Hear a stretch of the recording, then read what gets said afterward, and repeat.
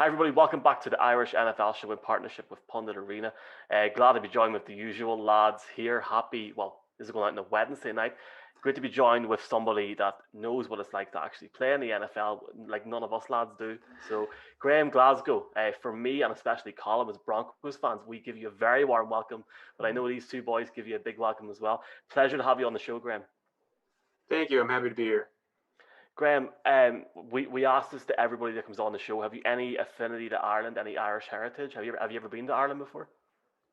I've never been, but on my mom's side, she's probably I think like 75%, and then I guess that's kind of it. But my family before I was born had made like a trip out to Scotland because that's where my the name comes from. My dad's dad, my grandpa is Scottish, and then they also went to Ireland as well for my mom.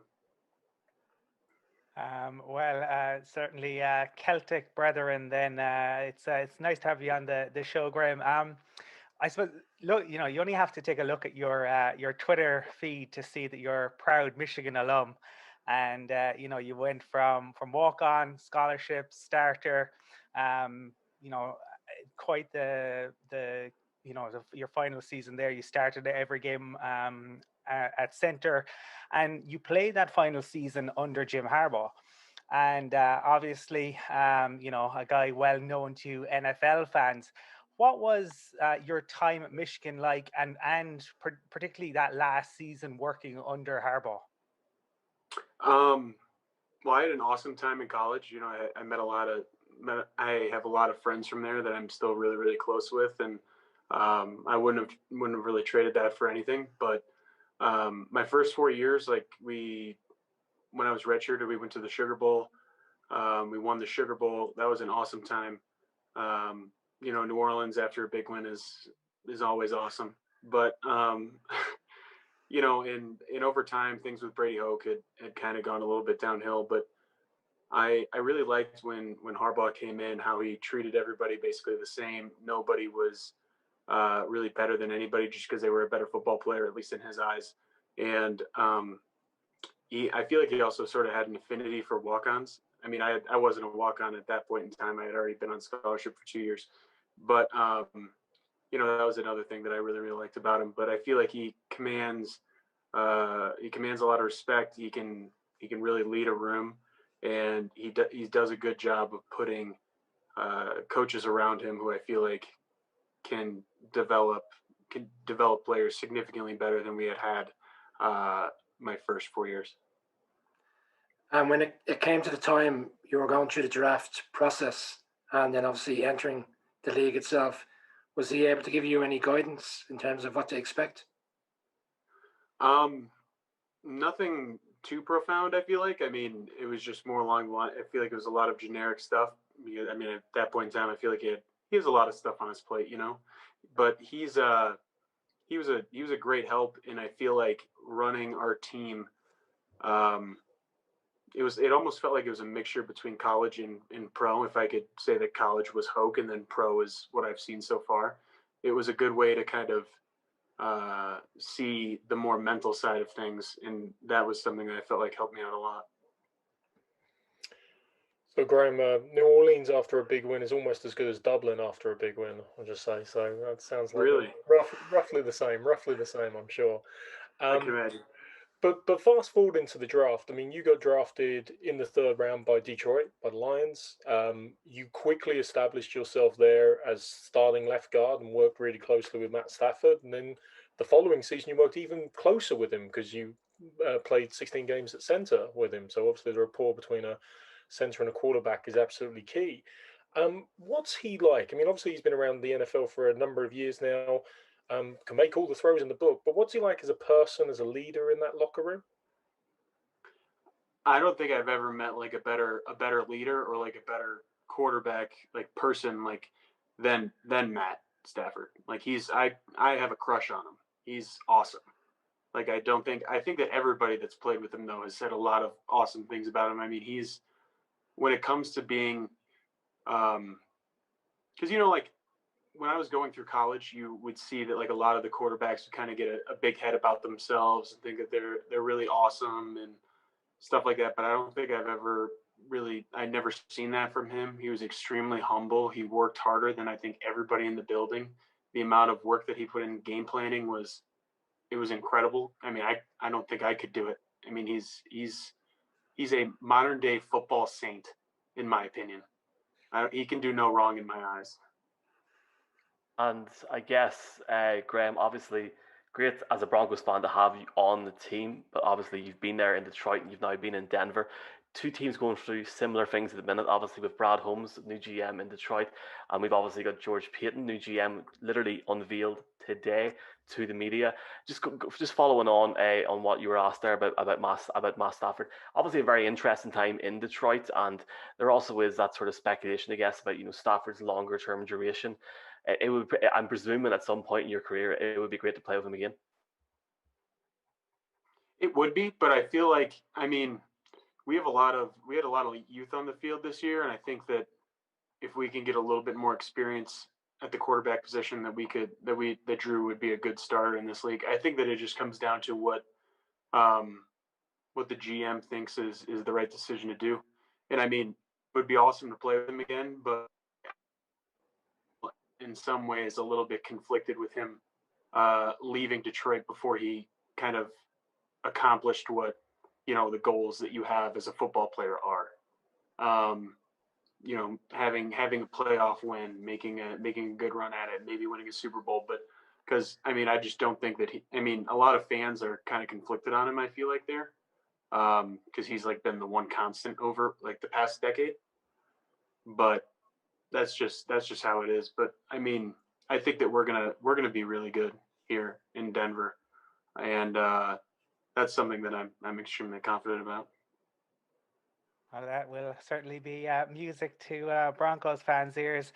Graham, I suppose one of the things that's, the top moments for fans and the top moments for players can sometimes be different. I'm thinking, I was watching the Pat McAfee show earlier, and Aaron Rodgers was talking about like a fumble recovery that from 2012 that he still remembers. Looking at your own career, what have been maybe some of the standout moments for you, either at the Lions or at the Broncos? I would say that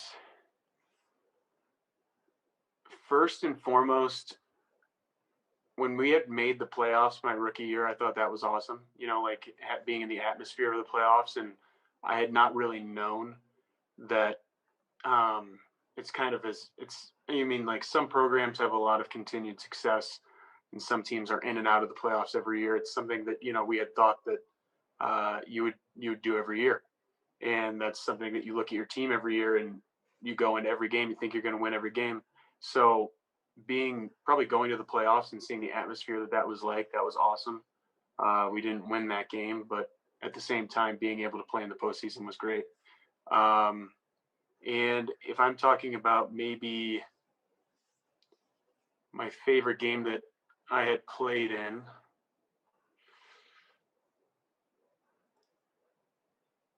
I think that beating the Patriots the year that they ended up going and winning the Super Bowl. It was Matt Patricia's first year. It was his first win, I think, as well. That was a pretty big win, and that felt big at the time. And things kind of shit ended up going sideways, if we're being frank. But that was also like an awesome game that I'll always remember. And then just like I feel like there's always like a couple other milestones, like getting drafted, and then getting the deal out here in Denver and moving out here with my family. Those are also awesome, and I'm looking forward to a lot more really really big games here in Denver that we win. That actually comes to the next question. So you're one of the players now that has experience moving from one NFL team to another, and we obviously in the lead up to free agency, all the general managers doing their research on players they're going to sign. But in terms of the move to Denver, was there any particular research you had done beforehand that made you comfortable in making that move? I did a little bit, probably not as much as you think, because the free agency process is like, it's really odd because you don't really hear anything from any teams up until maybe the combine. And at that point in time, you just will hear like, okay, well, this team might be interested in you, this team might be interested in you, this team might be interested in you, and they'll, there's like a list of like, I don't know, like 7 teams that you find out are interested in you, and you're like, okay, well, this is awesome. Then you get a little curious. You hop on Zillow, you check out the houses for the area. You know what I mean? It's exciting. And then the second that free agency kind of hits, it all happens so fast. They're like your agents on the phone, and I feel like my deal was figured out the day that free agency started. So I didn't have much time to really do a ton of research, but I looked at the offensive line coach. I did a little bit of research into the area, the team, stuff like that, but nothing as deep as you feel like that you could possibly end up doing. Graham, you mentioned the excitement of making the playoffs in your first season there with the Lions, and obviously I'm sure at the time probably felt like more was to come, but as you alluded to, things went a little askew, shall we say. But looking, and obviously you probably know many of the players and many of the teams obviously still left in the playoffs now, we're down to the final four. Is there anyone you're particularly rooting for or following in the playoffs? I mean, maybe a certain Michigan quarterback might spring to mind. I mean, it would be awesome if he could go win another one. I think that would be the ultimate testament to him as a player and a leader and a quarterback, for him to go out there and win one. But if it's not Tom Brady, I would hope that it would be. I mean, it's going to sound bad because I had played for all those. I played in the same division as them for so long. But I have my right tackle from last year is on the Packers now, so it'd be awesome and he's also from Wisconsin. He played at the University of Wisconsin. Was a huge Green Bay fan growing up. It would be awesome for him, and I think he's on a 1-year deal there, to go out there and win a Super Bowl with them, and cement himself as a Wisconsin Oconomowoc legend. It'd be interesting to see what happens. It's gonna be some weekend, man, as well. We can't wait to watch the action. Obviously, Graham, like, you've got siblings in the NFL, and there really is a bit of this family spread with you there now. But like the Watts, a bit like the Gronkowskis. Would you love to all, one day be in that one team, or would you end up killing each other in practice, do you think? Maybe with Ryan playing at defensive tackle?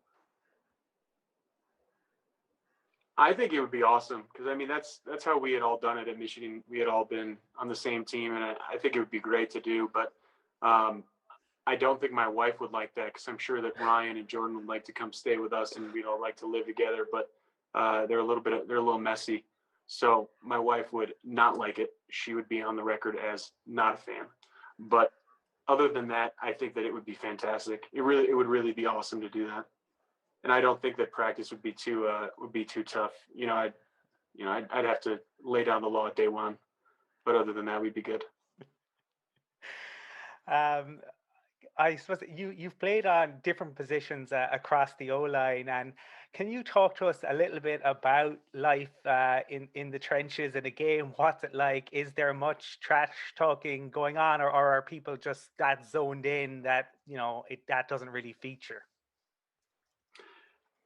I feel like you don't really see a lot of offensive linemen talking shit or trash talking, but you will see a lot of defensive linemen trash talking, and I feel like if they're not trash talking you, then that means that they feel like you're pretty good. They're not trying to make you mad. They're not trying to, because there's some guys who end up getting picked on a little bit, and you feel bad for them. But you gotta, you go out there and you keep doing your job and let your play speak for itself. That's the way that I'd always been, because I always felt like if I'm out there just talking trash, then I feel like I'm not 100% focusing on my job, which. That sounds like some sort of cliche football robot answer, but it's just the truth. I feel awkward also as well doing it, because I don't think there's a more humbling game out there than football. So you could be kicking somebody's ass the entire game, and then you start talking trash, and then before you know it, you have a really bad play, and that person just beats you. And then before you know it, you look pretty stupid. So, but life in the trenches, love it. It's awesome. That's my thought on trash talking, though. Just to let you know, it's over. Graham, we've just found out this week, which was probably inevitable, that the combine is being cancelled. The combine that we're used to seeing in Indianapolis. And just wondering your thoughts on how do you think that would play out for this year's draft process, and obviously the players not getting the opportunity to, I suppose, go and present themselves and have all the general managers and coaches watching them the way we're used to seeing. I think it kind of sucks in some regards because there's a lot of guys out there who, I mean, you see it every year, who go out there and have an awesome combine and do they get drafted probably higher than they might have should have. But I think that it's particularly not great for those kids who come from like a smaller school or, maybe D2, D3. Like you've seen some guys like come out there and do awesome at the combine from D2, D3, like Ali Marpet. There was the dude, I think last year, Barch or whatever, who drank that god awful smoothie that they were talking about on the eggs and the eggs and the peanut butter and the red Gatorade or something. But so for those people, I feel a little bit sad, but the combine is the absolute worst 4 days of your life as a player. So in some regards, I'm a little bit jealous that they won't have to do that. I think that you'll probably see a lot of people run some really, really fast times, particularly like the wide receivers and some of the DBs, because you're not going to have to basically do an entire athletic performance off of 10 hours of sleep over the 3-day period. So I think that overall people will perform better, but sucks for the small school people. Graham, I loved hearing what you were talking about, the life in the trenches, if you like, on that O-line. We had Alex Mack on the show a couple of weeks ago, and he was talking about, the fraternity almost on the O-line, played in the Super Bowl on a broken leg and things like that. And, you need guys like you and Mack and Ali Marpet and all these great linemen really to, protect the pretty boys, I suppose, protect the quarterbacks in this world. Yeah. It's the unglamorous part of it, but it's great to see. But you do have a bit of a glamorous side in some respects because, we'll get on to you're a bit of a gamer, but I'm going to talk specifically about TikTok because you and your wife have been a bit of media production there, and you got some pretty amazing TikTok videos.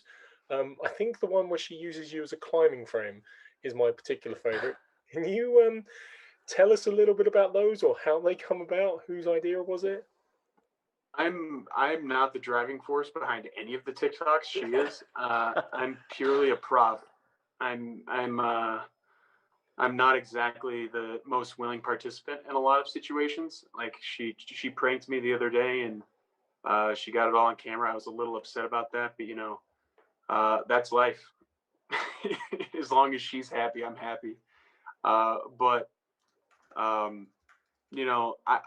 more of a consumer of that type of content. Like I watch TikTok all the time. Like I don't know, I find it like oddly addicting. But if it was up to me, I wouldn't make any. But as I said, I'm the best prop, best stand-in that she could hopefully ever ask for. Graham, I suppose in terms of then obviously look, there were all the injuries with for the Broncos this year, but to look back, it seems like a group that there is real chemistry there amongst the group of guys, and there is some great talent there. Looking, I suppose, at the the roster and what's going on in Denver. Any particular standouts for who's the kind of characters in the locker room, or is it like are there any particular who say puts on the music in the dressing room or anything like that? I would say that the number one character probably of the room is Vaughn. Vaughn is, he's been awesome this entire time. Like he knew my name before I had even introduced myself. I feel like that's how he is about a lot of things, but he seems to run the music. He's really a character, I'll tell you what, but I like him. I mean, he goes out there and he competes and he does everything he can do. And he's, a perennial all Pro Bowl type guy. So for him to be, to seemingly like he knows all the P squad guys' names, like he doesn't feel like he's over anybody or anything like that, but he's got a lot of personality and a lot of character to him. So I would probably say Vaughn. Graham, as a whole for the season, with everything that's gone on with COVID, I mean, how did you find it from a fan's point of view? Obviously, it's been quite unusual. We've been watching games on Monday, Tuesday, Wednesdays, even well, obviously there's always a Thursday or Friday. Just from a player's point of view, how have you found the season as a whole in terms of dealing with everything that's gone on? It was challenging. I mean, like, just when it came down to making sure that you go in there every single morning and have time to test, like it's tedious and it's monotonous and it kind of it's just a bit of a drag, you know. And I think that over by the end of this interview, by the way, I think I might end up picking up a little bit of your guys' Irish accents somehow. But it's just a bit of a drag. I'll tell you what. I mean, and then I ended up getting COVID as well. So, and I have asthma, and it was a little bit hard on me and my breathing and respiratory stuff in regards to when I came back. So, and then when I came back, that's kind of when I ended up getting a little bit more of like nagging injury type stuff, which was really, really like it was annoying and frustrating. But you know, there's a lot of stuff that goes on behind the scenes that the fans don't see, and the social distancing. You got to wear masks at practice. Like you're already up a mile in the air below sea level, basically, and the air's thin, and then you have to, while you're practicing, wear a mask, which is just not the best as you can imagine. But yeah, it was just it's a lot, and I mean, I'm happy that we were able to go through with the whole season, and particularly in a year when a lot of people are looking for you know, entertainment and maybe something good. yeah. I'm glad that the NFL was able to produce in that regard. I'm just thinking personally, Graham, if I was up at Mile High wearing a mask and then the coach says go on a conditioning run, I think I would, you know, have a few choice words for him at that point in time, to be honest. You and me both. But I'm curious. So, but my fandom, I'm a Patriots fan, have been for many years. Obviously, been very fortunate in many ways. And at the time, obviously, I was sad to see Matt Patricia go. We just won a Super Bowl with him. Very talented defensive coordinator, rocket scientist. You know, you hear it in every media broadcast. He has the pencil behind the ear and stuff. You're a little bit removed from that situation now, and obviously, you know, sadly lost his job this year in the shake-up fundamentally in Detroit after Thanksgiving. But because you were there for a number of years, is there any particular thing you kind of feel like, oh, that's why it was going askew, or why it wasn't quite gelling or working there? Um, well, I mean, just for the record, just so you guys know, I mean, I don't say this for everybody in regards to like things, but I don't really like to kind of badmouth people, particularly on interviews. So I won't do that. I will, like, you know what I mean. I'll everything I'm going to say is classy in regards to, like, you know, Patricia the person. But I think that when it comes to implementing a new culture into a team that was not like, you know, the way that he had saw things was it needed to be like a complete teardown in regards to, like, you know, a lot of the players there and stuff like that to build up this new culture. And that we weren't like a great team or really a good team even before. In his eyes, we were average. You know, we were 9-7. And when he came in guns a blazing. And our practices were hard. Our days were long, and everything's cool. Like everybody like will work. Like it's not an issue of like guys not working. It's an issue of like when you're doing significantly more than what you were doing in the past in regards to practice, meeting times, like watching film. You're getting home an hour later than normal on most days, and then on some days even maybe an hour and a half, 2 hours later than you were. And then you're not winning games like consistently. It takes a toll on you mentally, and I feel like that was something that might have ended up doing him in, not because it was anything of his own doing, but just like the scheduling of things and trying to, as I said, like, you know, we're implementing a culture of hard work, of detail oriented football, and you're just not winning. It's hard to keep guys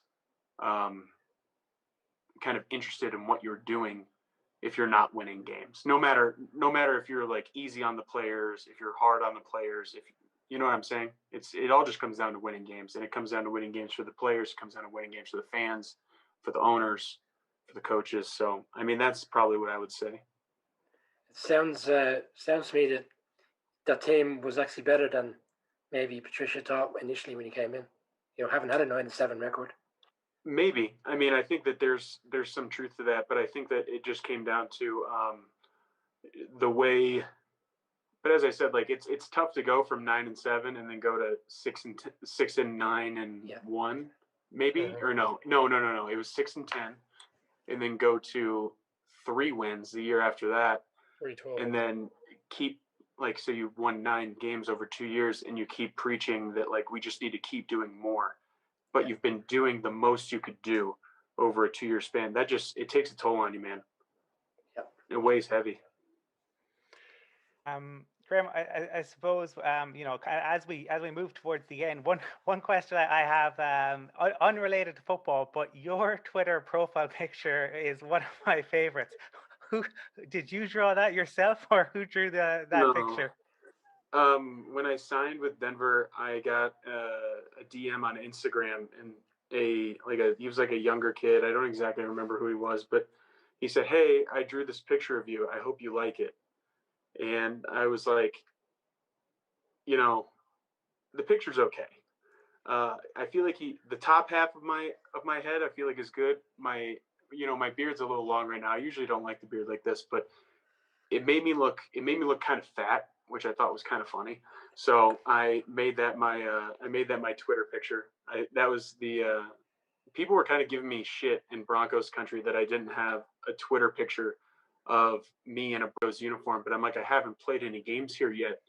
What do you want me to do? So I had that picture in my back pocket. I'm like, all right, you know what? This is what I'm going to do. I'm going to make this this drawing my profile picture. Graham, one of the ways that we met online was through your Discord for your gaming chat. Now, one of the things that I've been very impressed with is your love of gaming. Can you tell us a little bit about that, maybe, Graham, and what you do outside your time playing a bit of ball? Well, playing games is something that I've always found is, well, I mean, I've been doing it basically since I was a kid. So it was something that I didn't really, I never even really questioned. I just kept playing. And I find that when it comes to playing games after, a long day in the building, or whether it's during the season or in the off season, I find that it's a good way to kind of relieve stress and kind of just do something, take your mind off of football, take your mind off of what you're doing, and focus on something else, which is something that I really, really like about it. But, the streaming stuff and the Twitch stuff is something that really came along more last season. And I'm still pretty new to it, I feel like, but it's something that I enjoy. And, I am an NFL player, but I'm an offensive lineman. So, my name doesn't exactly bring in the big viewers. Like if you were to get Vaughn out there, or, Justin Simmons, I know like brings in like 50 viewers on average, and he streams like once every, he didn't stream all year. He just hops on and he just gets 50 viewers. I'm like, God damn, like I got some work to do. But overall, I just play because I think it's fun and it's something that I love doing. Awesome, man. And look, you can check Graham out, G Glasgow on Twitch as well. It's something that we need to get on, boys, to play Madden and stuff. But Graham, definitely appreciate it. And we really appreciate your time as well, man. Thanks very much for coming on, and wish you all the best in this off season and just in the seasons ahead as well. Thank you. Appreciate it. Thanks for staying up late for this.